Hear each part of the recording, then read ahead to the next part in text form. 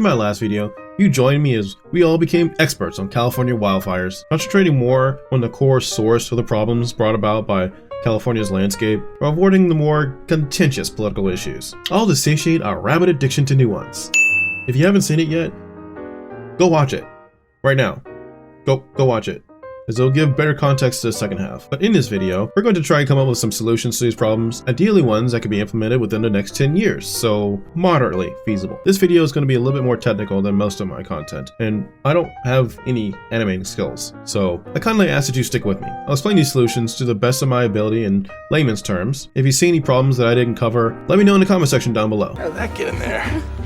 Now, I intend to follow this rough outline for each one, having a summary, details, and complications or potential pitfalls. In each of the details section, I'll have details on the screen that include articles, crude illustrations, text, or diagrams that illustrate my point. I tried to fill in the blanks on what I couldn't easily find on the internet with ChatGPT, which could rapidly give details, find website, and give insight that I couldn't possibly imagine to have found on my own. And while they don't include some of the more popular or well-known ideas of clearing undergrowth and controlled burns, realize that I am aware of them, and I am purposefully attempting to add something to the conversation that doesn't currently exist. Specially made just for you.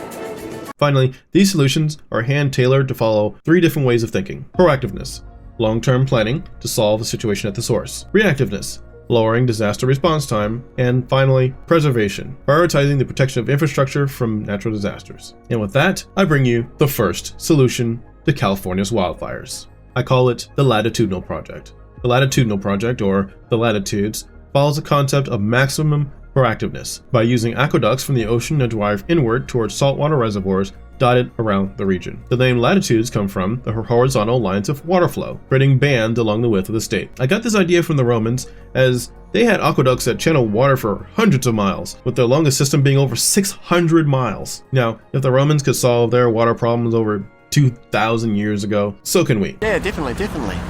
The latitude system would be set up to feed dozens or potentially even hundreds of reservoirs that are dotted throughout the state. I'll leave some of the details on screen, like the surface area, the distance between them, etc. But these reservoirs should be used to transform the ecology of California by increasing the ambient humidity, leaving more warm surface area available for evaporation. Now, you might not have known this, I didn't cover this in the last video, but there used to be a giant lake called Tulare Lake, or Tulare Lake. I don't know, not sure how it's pronounced. But over time, as people have settled into California, farms and cities have blocked the tributaries that fed Tulare and used them for irrigation, drained the lake substantially. This helped to lead to the problems that we have now. Further exacerbating the problem is the fact that now much of the lake bed has been replaced by farms. So simply refilling the lake with some massive project isn't quite the solution, because it's going to wipe out all those people's livelihoods. In my opinion, there needs to be other sources of water, and I think California actually agrees. Hence, various reservoirs have sprung up across the state to feed fresh water to inhabitants. But what I propose is an attempt to fix the ecology altogether by raising the ambient humidity across a wide area, thus fixing the ecosystem and reducing the risk and spread of wildfires. In short, more humidity means more rain, more dew, more healthy vegetation, and less dry air. I see this as an absolute win. Complications. Oh boy. For this one, there are a lot. The major problem with this solution is that it plays off of one of California's biggest weaknesses: valid sources for water. Now, apart from poaching more water from the California River, draining snow from the mountains, or begging other states to help, there aren't really that many other sources for water. Now, okay. That's not completely true. There are desalination plants along the coast, but I don't know if there are enough to make up for the production necessary for this. So in the end, I chose to fill these reservoirs with salt water. Salt water is easily accessible. There's literally a planet full of it. You don't have to go through the trouble of damaging any other potential water sources in order to use it. On top of that, I'm trying to make this as cheap and quick as possible. Now, the other massive weakness of this plan is the amount of construction and cost needed for this will be massive.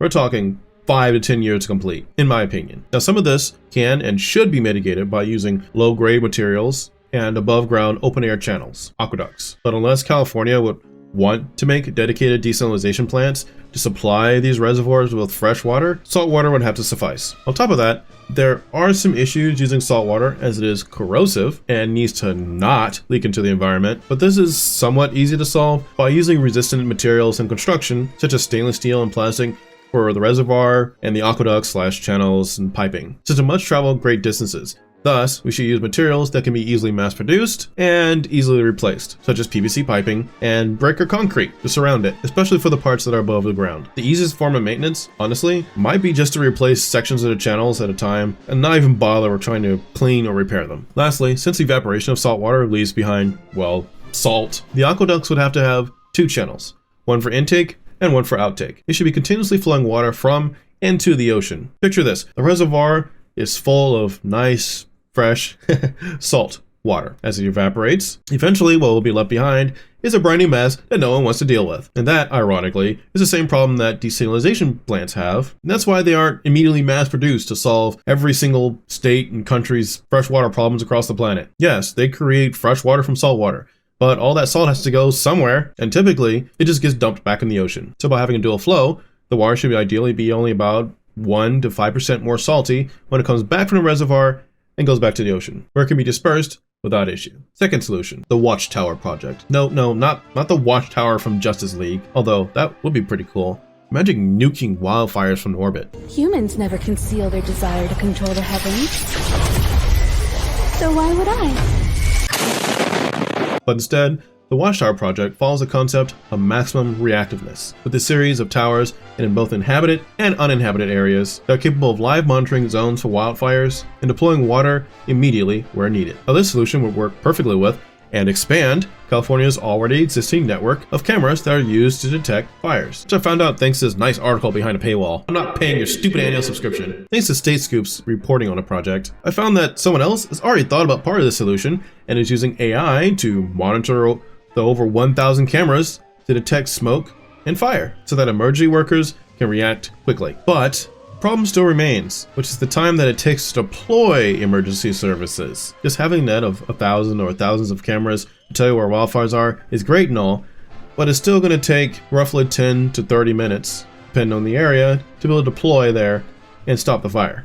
In fact, ChatGPT has told me that CAL FIRE, or the California Department of Forestry and Fire Protection, how does that acronym work? Has response goals to respond to 90% of their wildfires within 10 minutes of the report. But the problem still remains, which is the time it takes to deploy emergency services. Just because you have a giant web or net of 1,000 or thousands of cameras, that doesn't mean you can immediately deploy there and get rid of the wildfire. It can take anywhere from 30 minutes to hours just to have a response. And in that time, what could have been, in comparison, an innocent spark, is now a roaring wildfire just covering acres. Now, unlike the Latitudinal Project, watchtowers would be more concentrated and deployed in zones most likely to have fires in the first place, and in targeted areas designated as Rapid Response Zones, or RRZs.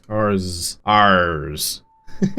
I'm 5 years old. The firefighters deploy to in the case of a fire. Now imagine this. A wildfire starts in an area prone to fires. The tower spots it and is either put out by the tower itself, we're going to get to that, or the tower starts spraying the area so that firefighters are able to deploy safely to the zone and work from there. Kind of like a bulwark against the elements. Firefighters would no longer have to worry about being surrounded or feel like the challenge of defeating such a massive blaze is impossible. These towers would create safe zones or fallback zones that will make the effort far more manageable. For the towers, as far as the water dispensing method itself, I like to call it Tall Stream Short Launch, or TSSL. For tall stream, it's exactly what it sounds like. It's a tall tower that shoots a stream of water or fire suppressant from a significant height and connects to the existing water infrastructure or stands alone, depending on the area. Such a tower would shoot anywhere from 200 meters to perhaps even a mile away. Although clearly, for that latter distance, a large source of water would be necessary. For short launch, these towers would be substantially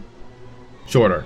I know, we're getting really technical here. Short towers would be used to catapult fire canisters of fire suppressant to targeted areas. Instead of a helicopter or plane making a 20-minute round trip to pick up some water from a pool or the ocean and drop it on a fire like a pinprick, these SLs will be equipped with dozens or even hundreds of these canisters that can be aimed at fires the moment they start, or even at general locations to allow a firefighting team to deploy. Overall, this solution would dramatically cut down on the time to react to a fire and to deploy to them, while increasing the safety of our emergency responders. Complications. There really aren't any. This solution, in my opinion, is the most feasible, as it merely uses amalgamations of technology and resources that already exist and are pretty readily accessible. The most complex factor will be figuring out how to launch a canister or fire suppressant over a distance and trigger it to disperse over a fire, but I suspect that's not really that difficult of a problem to solve. And for my third and last solution, we have the grid. No, stop it. I promise, I'm not just stealing pop culture references. The grid follows the path of preservation and uses already existing water infrastructure to create a grid of towers or water deployment zones to protect vital areas. Think of it as an adaptation of the Watchtower system, but much more micromanageable, especially for the cities. Now realize that a bunch of towers dotting the skyline would be hideous. In the Watchtower Project, most of these towers are likely to be in forested areas, so no one would care. But if this is concentrated in the cities, no one's going to want to see that. So let's change the water delivery method from giant towers to the water cannons at ground level, or a fleet of drones to carry water to needed locations. Each fire department would need to expand and consist of the central building itself and a series of what I like to call deputized emergency zones, or DEZs. Yes, I made that up as well. Each DEZ, or DEZ, will consist of either a tower, reservoir, or a drone delivery system, whichever is needed for that area. Whenever a fire breaks out, not only will firefighters be able to respond with fire trucks, but they would also have the ability to fight fire remotely with drones or water cannons, bringing an even faster response time. Perhaps communities, like housing complexes or apartments, would even partner with the fire department in a city or county to have these designated emergency zones, somewhat in the same way that they already have conservation areas for forest and wildlife. As for carrying water or fire suppressant via drones, this is a remedy we already have. Currently, the farming industry uses such drones to spray their crops with fertilizer or weed killer, and I expect the capabilities will continue to expand in the future. But I think we need better firefighting capabilities in general, and after years of experimentation with different ways to put out a fire, I think it's time to start putting some of those to use. Don't you?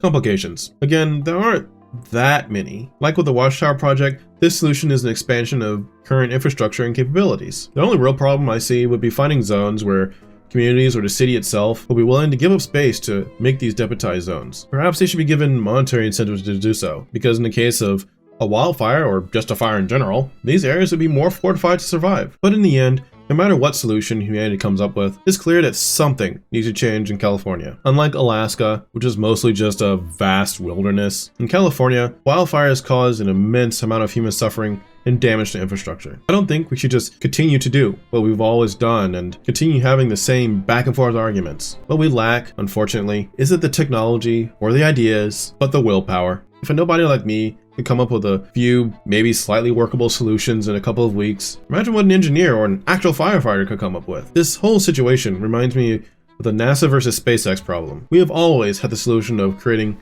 reusable rockets, but because no one had the willpower or capital to try to create one, we never tried until SpaceX. We just kept using the same as space shuttle and single-use rockets because, well, they always worked, so why change it? And honestly, although I was rather upset at the time when Obama gutted NASA's funding for their space programs, that was probably one of the best things for humanity. It forced us to look for better and cheaper solutions. And sadly, it may require California to have an even worse disaster than the current one to finally spur the state to take the issue more seriously, instead of rushing to assign blame. Because in the end, despite me spending countless hours prepping to make videos, explain the problems and a few potential solutions, the real problem with California's wildfires is humanity itself. Well, anyway, those are just my thoughts. What are yours? Let me know in comments or criticisms down in the comment section down below, and I'll see you again next time. Oh, and let me know if you check out any of these other videos, please. It's not clear from analytics where people are going after they watch one of my videos. It'll definitely help me to know what exactly you're looking for. And I'll see you again next time. Right. Bye.